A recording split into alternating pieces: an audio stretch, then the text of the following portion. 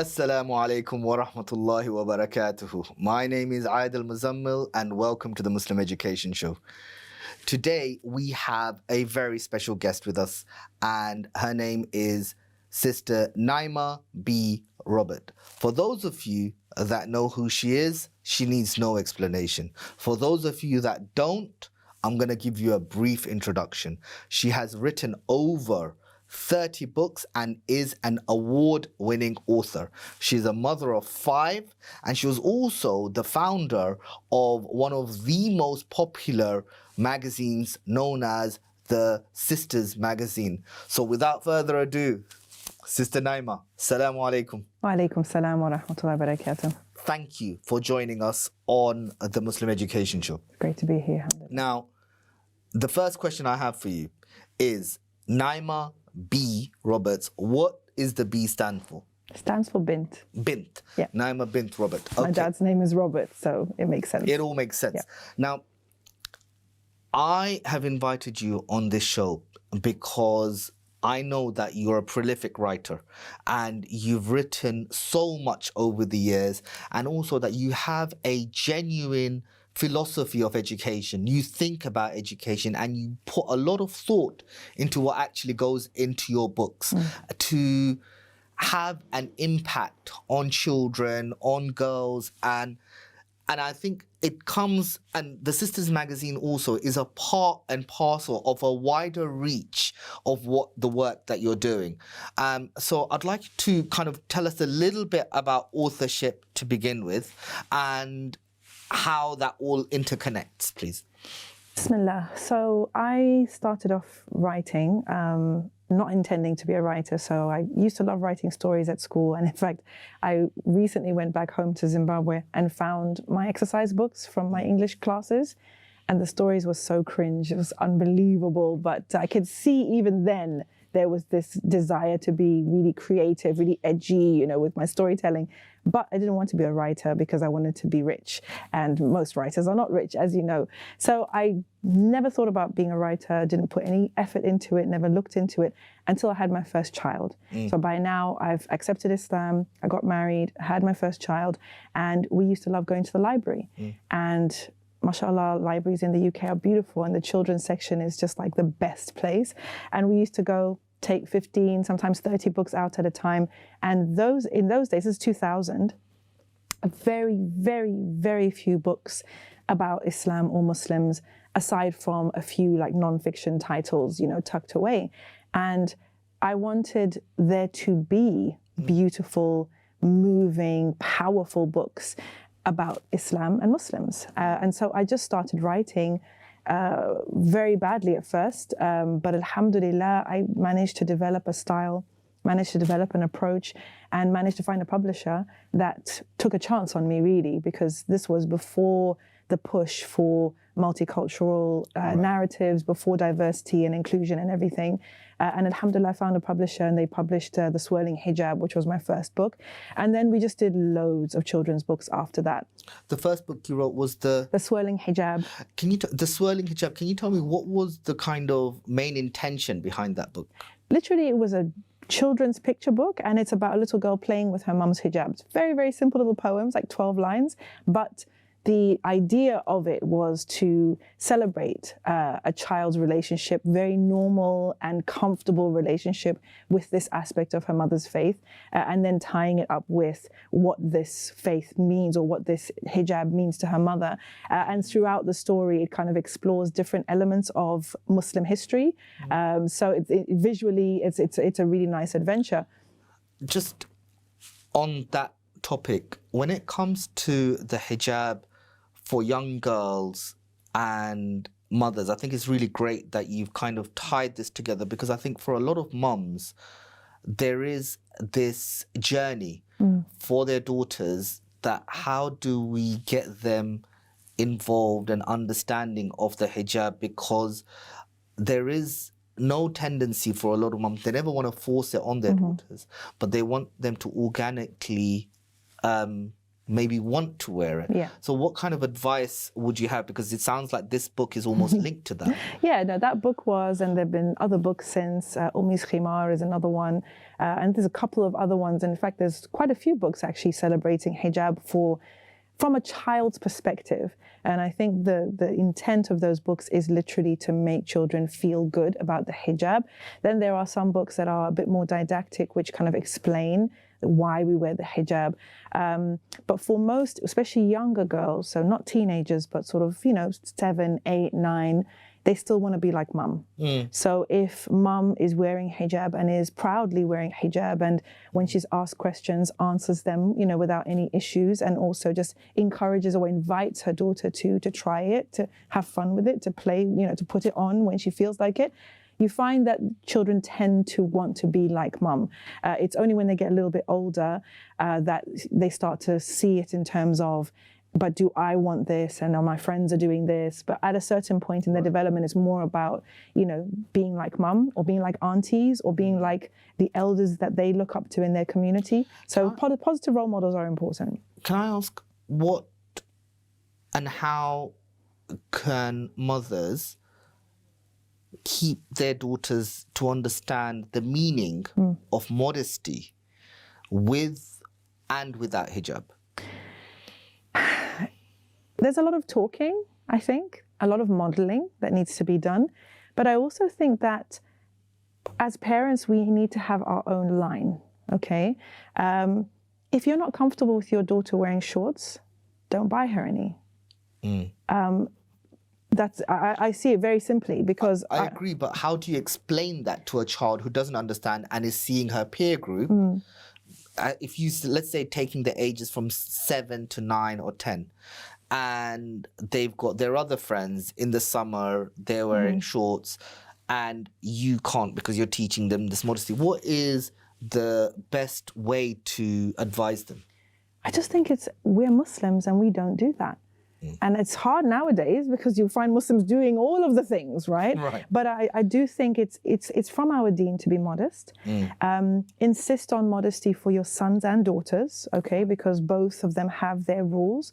And I just think you have to hold the line. You have to hold the line with love, but hold the line. Because if you don't hold the line and you give in because I don't want my child to feel left out, I don't want my child to feel bad, I don't want my child to hate Islam. Those stories that we tell ourselves, I've seen them lead to parents allowing blatant haram because I don't want my child to feel left out.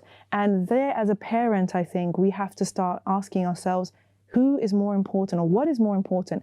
My child's happiness that is temporary and is for right now, or Allah subhanahu wa ta'ala's pleasure with me? And I don't mean to give parents a hard time, but it's more to remind parents, you have an amana, you have a responsibility, and ultimately it's Allah subhanahu wa ta'ala who's going to judge you, not your kids, not their peers, not people at school. And I say this to my children, they hate it, because I say that I am the last parent they're going to guilt trip. Because if I know that what I'm doing is what Allah wants me to do, I'm not going to feel guilty for that.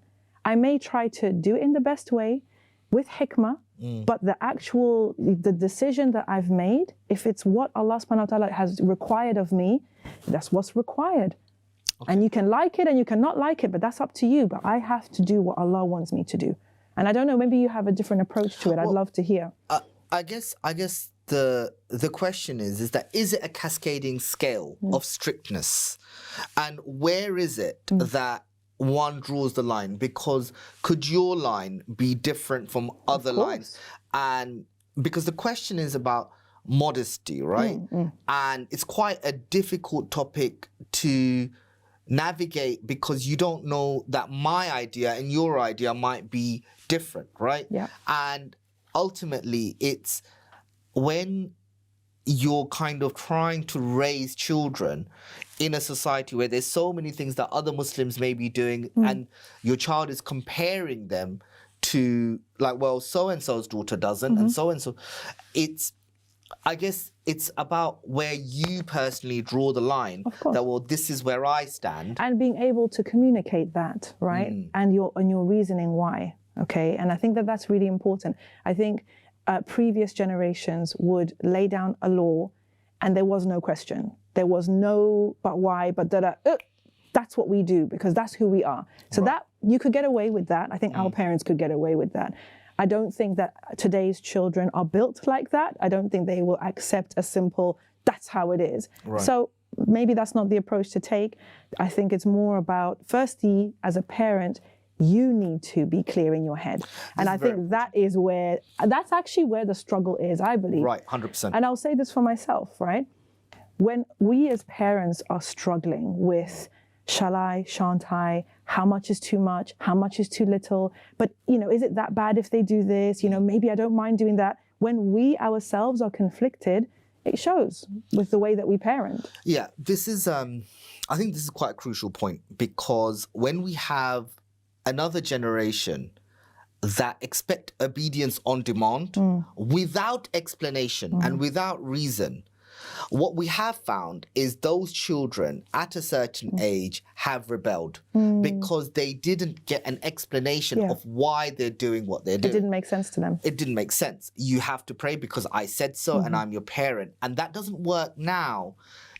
More so because they're going into an educational system which encourages critical thinking, right? It encourages you to ask why. Yeah. And if then you are not able to ask your own parents, why am I doing this?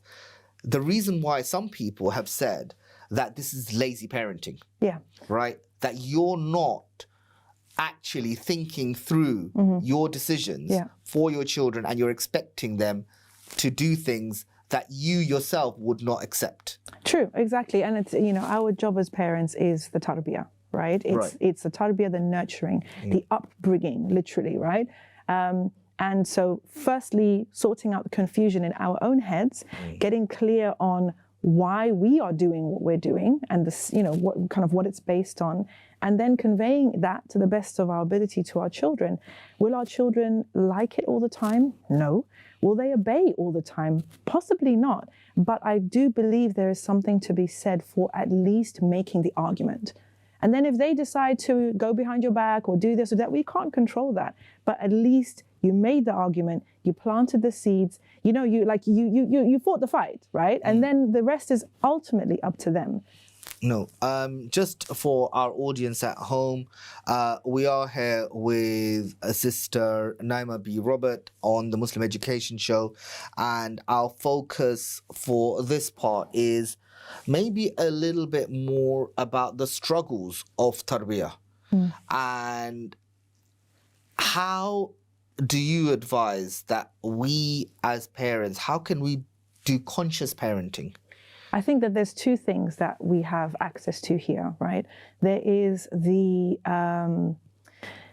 Islamic acculturalization, which we do through lifestyle, right? Through osmosis almost, right? Through what we do, through what we say, through where we go, how we frame things. At the moment, since we're talking about books, there is so much available now, especially for young children, that celebrates the Islamic way of life.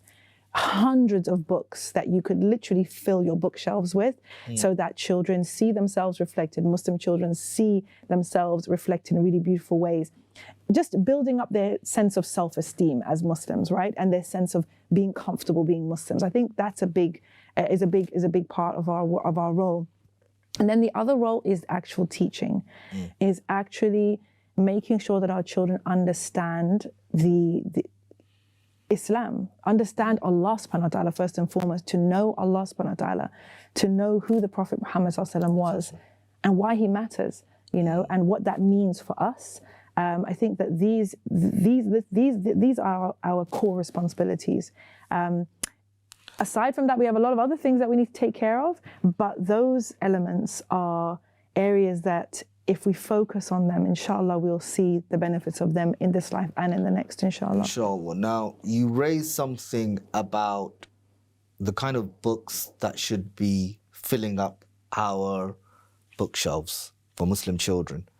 Now, there's another type of books that are now filling up the libraries for religious education and for Muslim children, which many parents see is an attack on Muslim society, which is the LGBTQ books. And I would like for you as an author to maybe open that topic up a little bit with where and how Muslim parents should deal with LGBTQ. This is a topic that literally every single person that I've spoken to brings up because it is a very legitimate concern that parents have. We're in the middle of a culture war. That's a fact, I believe. I don't think anyone can argue with that.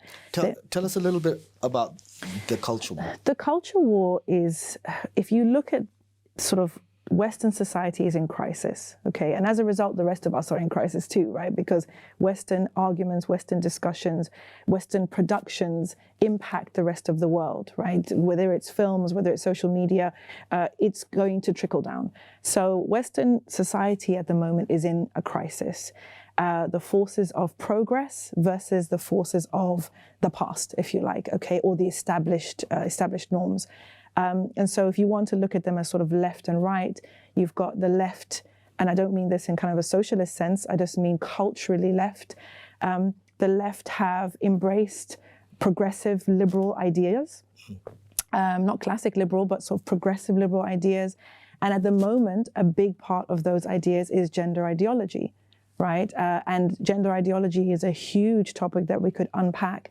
But the push that you're seeing for sex education to young children, the idea of, people identifying with different genders, the whole trans conversation, those conversations are all part of gender ideology. So you've got a lot of institutions within Western society that are on board with the culturally left ideas. Now you're starting to see the right, if you want to call the right, the conservative, I don't mean the Conservative Party, I just mean more conservative forces within society culturally who are pushing back and who are calling them out and arguing and saying, no, this has gone too far, we need to bring it back. But where Muslim parents find themselves is actually a really interesting place right now because their concerns are not solely Muslim-centric. Many parents have these concerns. Christian parents have these concerns. Anybody who actually finds out what's happening in schools and what's being taught in schools is starting to have a problem with this. So if there was an incident in the United States where the Muslim parents, I think it's a Michigan school, they basically kind of flooded the school board meeting and just had it out with the school board about the books that the children were being given to read.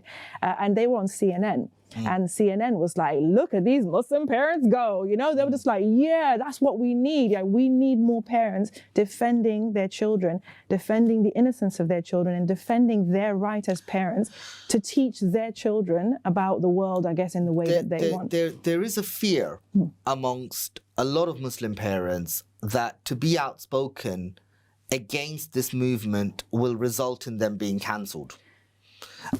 And their jobs are at risk because it's quite an aggressive movement, and a lot of these people are working in professional environments, and to speak up against something like this is scary because it could be that their superiors are from the movement, and it becomes I think quite a scary environment for them. It is. It's actually a very oppressive environment. Certainly if you live in a society that considers free speech as one of its goals, it is a very strange place that we find ourselves in. I think it's important to mention that people's concern with gender ideology is not necessarily tied to issues with lesbians, gays, bisexuals, or trans people. It is the push of the ideology. It is the pushing of certain ideas that are unscientific and that go against what we believe about the very basis of human life, male, female, biology, and all of these types of things. So I think the first thing for people to do is to understand that if you have discomfort with the gender ideology or the push, for the push of these identities, it's not necessarily that you are homophobic, transphobic, even though those are the labels that you will be assigned. This is not about that. It's not about hating gay people. It's about objecting to the pushing of this ideology in spaces where really it does not belong and is not necessary.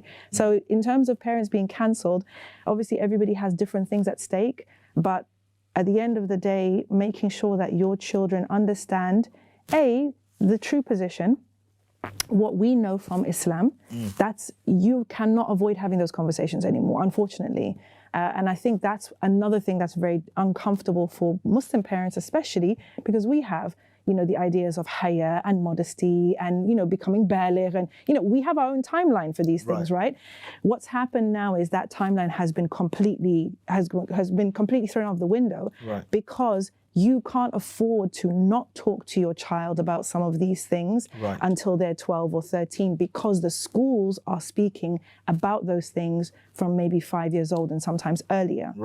So unfortunately, Muslim parents are going to have to come to terms with the fact that this is a conversation that you're going to have with your child earlier than you wished. And that's uncomfortable for us. Yes, it is. Right, that's uncomfortable, because if at the age of 5, when my child is looking forward to playing outside, I'm having to have this type of conversation, because if I don't, somebody else is going to be playing them a narrative which goes against what I believe, it's a real tension. It's actually really sad, brother.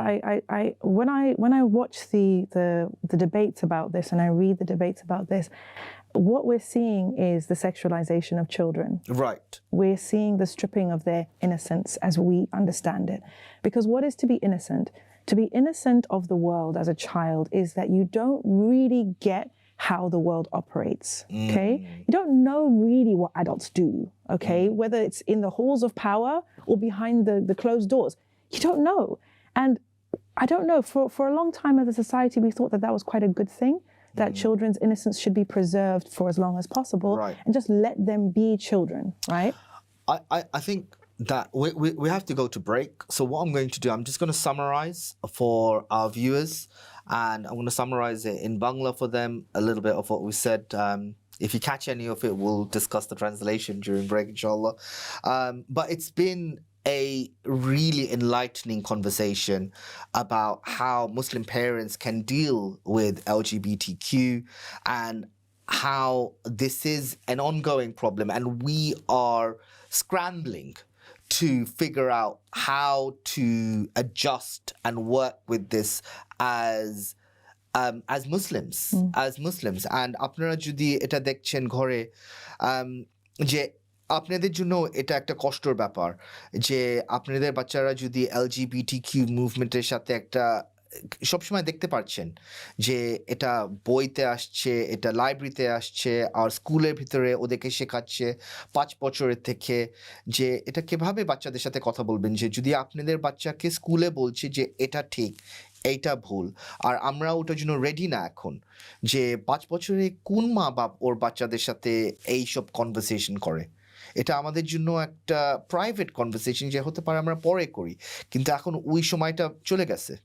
এখন সময়টা এসে গেছে যে 5 বছরের থেকেই স্কুলে এরা শেখাবে, আর আপনি যদি এটা হ্যান্ডেল না করেন, আর আপনিও যদি না চিন্তা ভাবনা করে দেখবেন যে আপনি কিভাবে বাচ্চাদেরকে আপনার রিলিজন শিখাবেন, তাহলে ওরা কিন্তু ওদের ধর্ম ওদেরকে শিখিয়ে দিবে। And that's the primary thing, is that either we're going to teach them our religion or they're going to teach them their religion. And that's where যেটা খুবই একটা ইম্পর্টেন্ট পয়েন্ট হচ্ছে, যে ওই দিন চলে গেছে যখন যে আপনি বলবেন যে আমি যা বলেছি তুমি তাই করবে, এটা আর চলবে না। এখন আপনাদেরকে চিন্তা করতে হবে যে আমি কেন এটা বলছি, এই জন্য ওরা স্কুলে কিন্তু শিখছে যে কেন বলতে হবে, right? And the educated person today is understood as the person that asks the why of things. And if we're not able to explain why we're saying what we're saying, it means that we need to ponder more. So inshallah, I'll let you go for break. Please join us after. Assalamu alaikum wa rahmatullahi wa barakatuh.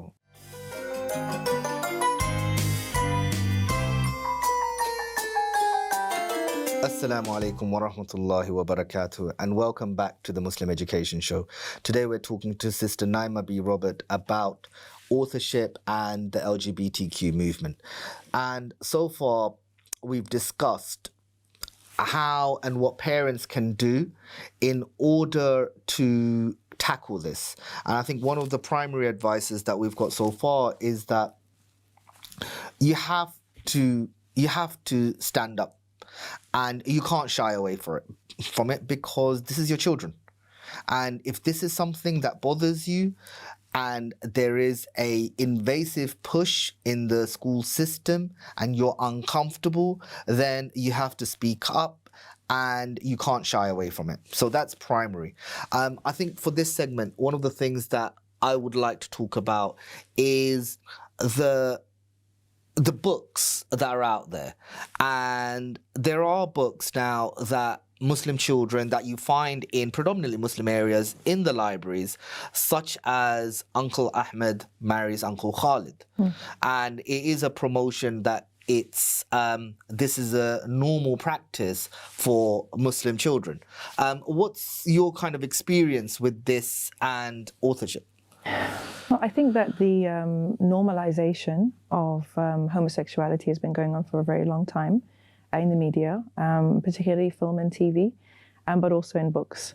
That's long running.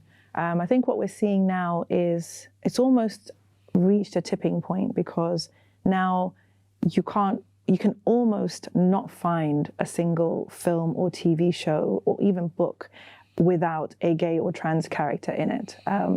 Which is interesting because it gives the impression that there are more of them than there are, and that they are a larger part of the population than is actually statistically true. So what I think is concerning now is that there's two pushes, there's two fronts here. You've got children's books that are being leveraged to promote the lifestyle, to promote the ideas, and you've got YA, right, young adult novels.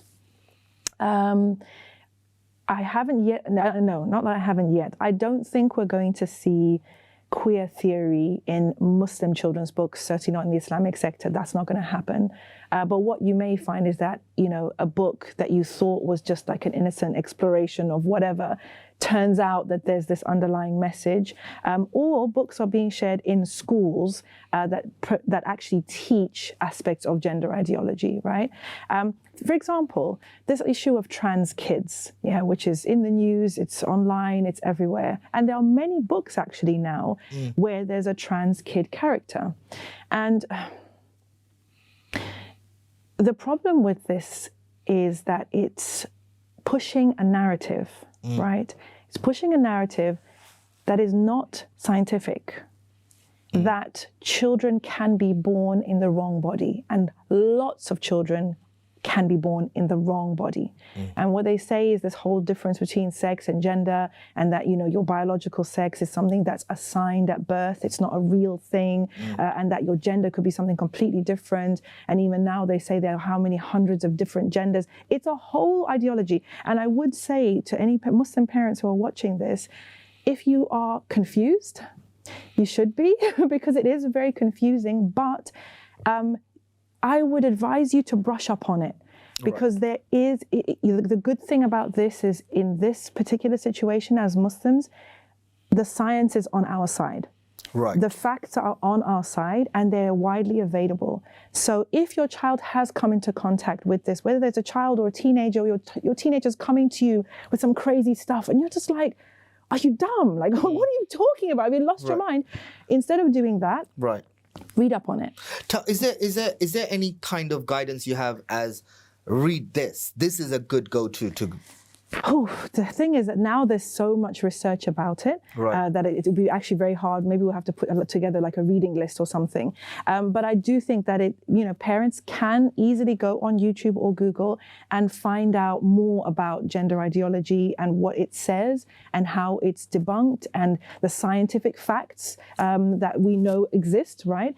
To be able to just ground ourselves so that we also don't feel like we're in crazy land, right? And we're having an argument with somebody without a shared basis. Because at the end of the day, if your child comes home and says, I think I'm a boy, your daughter comes home and says, I think I'm a boy, the narrative today is that she's trans. and that what you should be doing as a responsible parent is taking her to a gender affirming clinic and basically getting her on treatment, getting her on hormones, getting her to socially transition and all of this kind of thing. And we know some parents who this has happened to. The only thing is, if you know that statistically many girls who come out as a boy, there's huge numbers of them on the autism spectrum that are undiagnosed. Right. Many of them have had some kind of sexual trauma, so you may want to look into that as well. When she says she wants to be a boy, what does that mean? Because for some girls, being a boy just means being safe from attention from men. Right. Having more freedom, not having to wear certain clothes, right? Which is a very, very different thing from actually being a biological boy, right? And some of those can be alleviated and treated and healed without any need for transition whatsoever, because she doesn't have gender dysmorphia. She's just not happy. She's depressed. She's anxious. Something's happened to her, and she thinks that this is the answer. And I just before we go into this element of grooming into the trans community is something that we hear again and again and again. It's very common, and I'm sure it happens within the Muslim community a lot, because when a girl becomes baligha, in our culture, there are certain restrictions that she will naturally will be placed on her, right? So what you see is girls kind of coming through puberty feeling very uncomfortable with puberty, feeling uncomfortable with the changes in their body, feeling uncomfortable with how people start to relate to them. In today's climate, if you go online and you express in a chat room or on Tumblr or whatever that you feel uncomfortable with your body changing, the diagnosis is you must be trans. Right. And that's where it gets really scary. Yes. That as a young woman, if you're going through these changes, then somebody is informing you're going through these changes because of this. Exactly. And the answer to your dis-ease right now is to transition. And unfortunately, and this is something I feel so strongly about, young people's lives are being destroyed by this transition pipeline. Because if you look into any of the actual details of it, these young children are being rendered sterile. They are being made a lot of the time asexual, because they are being destroyed from within, basically, especially if they go into surgeries, etc. But even if they're just taking pills, even if they're just taking cross-sex hormones, etc., it's messing with them and it's irreversible damage, right? So this is stuff that if any parent is watching and has experienced this or is experiencing this now, please get help. Don't feel like, because it can feel like you're the only one who disagrees. I would like to ask you something here, because this go-to advice is where a lot of parents are struggling, because we don't know where to go. We can do searches on YouTube and so on, but there isn't any kind of real platform we're able to go to. So I'm glad that you said that, look, we can maybe put together some kind of reading list, and perhaps that's something that can be shared via Instagram that we can discuss. But also another question is there more that maybe can be done by local mosques and imams to kind of address this issue? I think definitely conscientizing parents. So having this conversation, bringing in experts from outside. There are many people now. The Tavistock Centre is being shut down. There's lawsuits happening. Like, there's a big medical scandal happening right now, and most people are unaware of it. But we're being pulled along with a cultural shift, a cultural change that's been forced on us, that's actually resulting in some really unfortunate results for the people who are kind of on the other end of it. So bringing in people from outside to talk about, the reality of what's being taught in schools, okay, how to counteract that legally, what can you do? And I'm sure parents would come out if the masjid did a day on sort of just understanding what's happening in the schools, what's in the literature, how to debunk what's in the literature, how to have these conversations. I'll give you an example. So I talked about a girl who comes home and says she wants to be a boy, right? It could also be that girl is experiencing same-sex attraction and doesn't want to be a lesbian, but thinks if I'm a boy, then it will be okay. And the same happens for boys. So a boy who comes all of a sudden starts to get really feminine, maybe a few years ago, he would have just been like a feminine boy, right? And he would have done all of that. But today, he is given this idea that, well, if you like pink, if you like this, if you like that, you must be trans, right? And what you really are is a girl inside. Sometimes he's just a feminine boy. Sometimes he's gay. But the reality is this trans diagnosis is a dangerous diagnosis because, like I said, irreversible damage. And it's something that a lot of parents just don't really understand. You're absolutely right that a lot of parents don't understand it. I think the danger of it is that child is now being given an identity. Yeah. And they grow up with this identity that I am this. Yeah. And that's very hard to shift when it's been given by an authority figure. Yeah. Oh, I got tested and I am this. Yeah. And what can parents do to protect their children from this? I think definitely while your child is still young, if la qaddar Allah, they start to say, Mom, I think I'm a boy, and they're a girl, or vice versa, just tell them, no, you're not, you're a girl, you're a boy. Right. They're just a kid. Right. You know, if your child says, I think I'm a kitty cat, you're not going to tell them, oh, you're a kitty cat? Or let me give you some kitty food. Right. No, you're not going to do that. You're just going to humor them, but you're just going to say, no, you're not. You're just, whatever you want to play around with or whatever. But no, you're a little boy. Allah made you a boy. In fact, subhanAllah, a client of ours published 2 books. Right. Alhamdulillah, Allah made me a boy. Right. And Alhamdulillah, Allah made me a girl. Great. And she actually published them because of this issue. Amazing. And she wanted to empower Muslim parents to be able to give their child a book to say, you're a girl, you're a boy. And guess who else was a girl? Khadija radiallahu anha. Great. She was once a girl. Fatima radiallahu anha. She was once a girl. And with the boys, we've got these amazing role models from Islam who were once little boys. And that's the kind of thing that you want to lean into. I think that's a brilliant point. Recently, the MMA fighter, Khabib. I saw that. He went at an interview and they asked him, what do you think about these genders? And his response was, I only know 2, like boy and girl. It's very simple. It's very simple. And, the child may insist, no, Mama, I think I'm a girl. So, but you may feel like a girl. What do you even mean? What do you, because really, if you break it down, and again, this is why I feel so strongly about this, is we're the adults. Right. We are the adults. We know how Allah has created our son or daughter. And take ownership. We have to take ownership of this, right? Absolutely. Because it sounds to me, largely what you're saying is, as Muslim parents, you got to take ownership. You've got to read the books. Yep. You've got to see what the literature is. And you've got to figure out the solutions in yourself.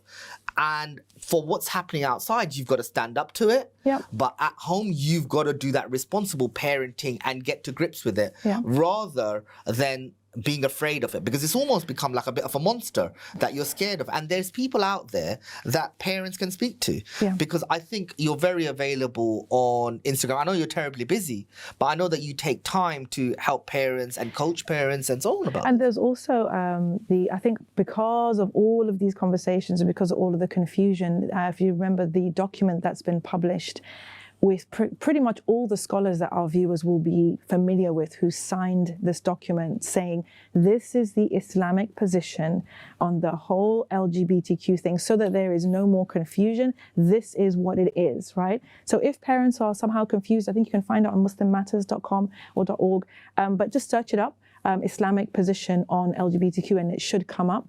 But you yourself getting grounded, but also understanding you're not alone.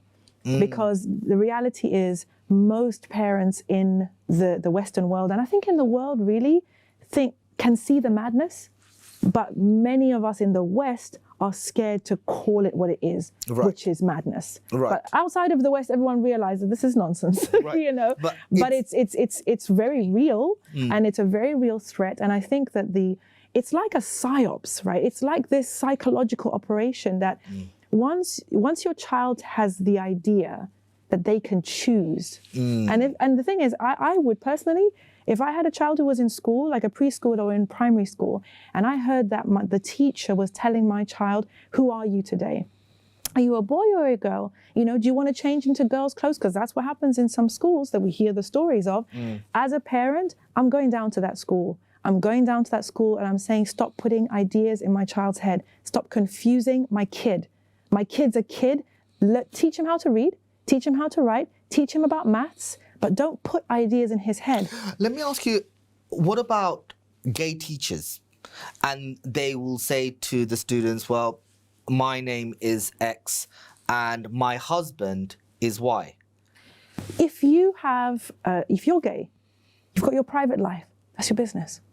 Our children growing up here, by now, I'm sure they know that not everyone is Muslim, not everybody abides by the laws that we live by the Sharia of Allah subhanahu wa ta'ala. They know that, right? Right. The so-and-so does this at home, so-and-so does that at home. The gay teacher, he does that at home. That's his business. But don't put ideas in my child's head. That is not right. That's not your job. And that is the line, I think, that we see teachers crossing. Your personal choices in your life are your business. They've got nothing to do with my child.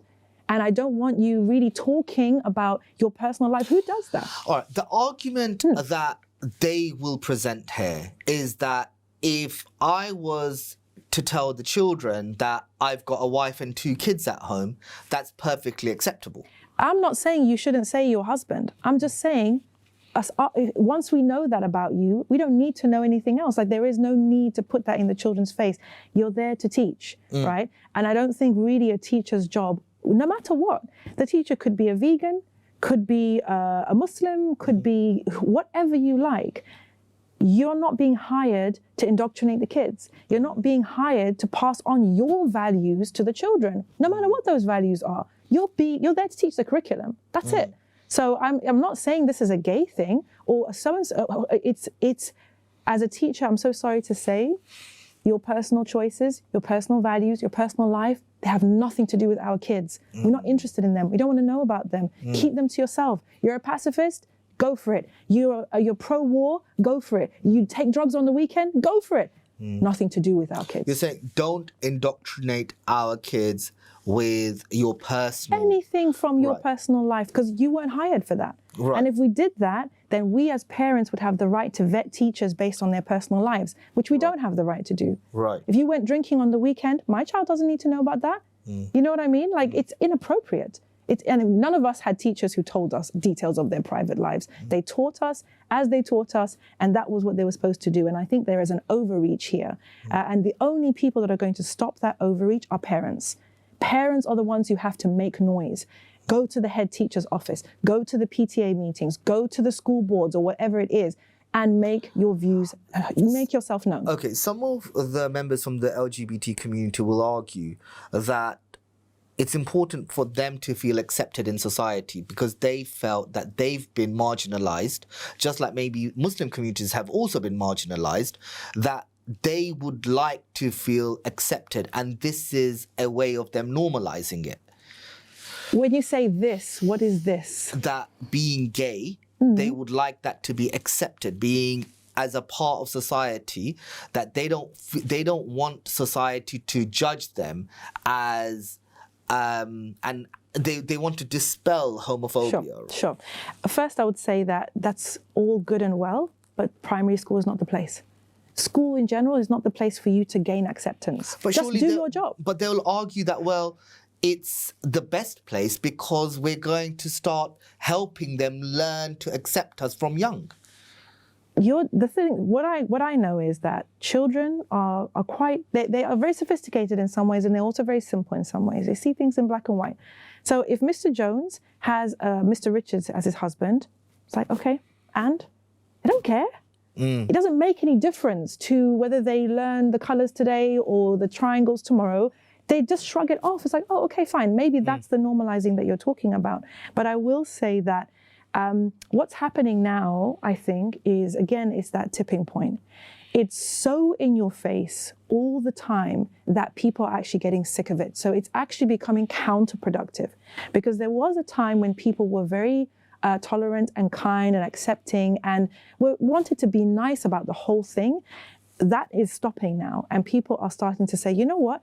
Just keep it to yourself, or stop shoving it in our faces, or you know what, this is the line. Because and it's become aggressive? It's become too much. And I see like even young people now just rolling their eyes.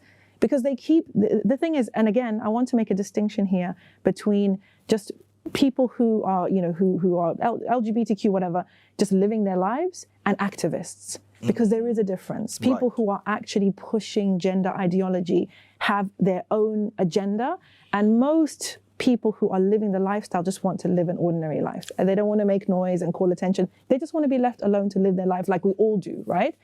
The people who are pushing the agenda are the ones that are causing the damage because they are overreaching. And so when my 13, 14-year-old daughter says to me, oh, another gay character just plugged in there, they can see it. They can see that it's just being, it's not even organic anymore. Right. You know what I mean? It's just like, oh, great. Every twist in the story is that, oh, there's a lesbian love, there's a lesbian love interest, or this one comes out as bisexual. It's like, come on, dudes. It's like that's the most interesting thing we've got going on now. So it's almost like they've overplayed their hand in terms of the activists have overplayed their hand to the point that culturally attitudes are actually starting to shift against. Do you think they did that to create a threat? A threat to whom? Well, as a threat that if you say anything about us, then this will happen. I think that in general, the progressive left has managed to develop that, has managed to create that kind of environment for a while now. If you say anything against the progressive narrative, then you are something phobic, something ist. And they've managed to do that for a while now. And it's a way of social control at the end of the day. It's a way of making people fall into line. And it can be used in different areas. It can be used with regards to women and men. It can be used with regards to races. It can be used with regards to religions as well as sort of sexuality and sort of gender identity, etc. It is something that we're seeing being weaponized to force people into compliance. This has been an absolutely fascinating episode. And for our viewers at home, firstly, what I would like to say is that in Bengali, what I'll say is that যেটা আমার বোন sister Naima বলছে যে এটা এমন একটা situation এখন হয়ে গেছে যে মানুষ আসছে আর ওরা ওদের এজেন্ডা আগাচ্ছে একটা LGBTQ হতে পারে আর স্কুলেও আসছে যে টিচাররা বাচ্চাদেরকে এটা বলছে ওইটা বলছে ওরা গে হতে পারে আর বাচ্চাদেরকেও ওরা বলছে যে আমার লাইফ এরকম আর এইটা যদি আপনারা যদি না মানেন তাহলে কিন্তু সিস্টার নাইমার সাথে কন্ট্যাক্ট করতে পারেন ইনস্টাগ্রামে আমাদের সাথেও কন্ট্যাক্ট করতে পারেন আমাদের সোশ্যাল মিডিয়ার সাথে যে এটা কিভাবে ট্যাকল করা যায় and এটা অনেক রকম বই আছে ওয়েবসাইট আছে যেটা আপনি যেতে পারবেন for our next episode we're going to talk a little bit about the media education and what takes place within that, a little bit about the pill movement, the red pill movement, but this is part and parcel of what's going on out there, inshallah. So would like you all to join us for our next episode, which is going to be about the education that we need to learn about how the media is working. So inshallah you will join us and we'll speak to you all soon. So for today, from me and Sister Naima, assalamu alaikum wa rahmatullahi wa barakatuhu.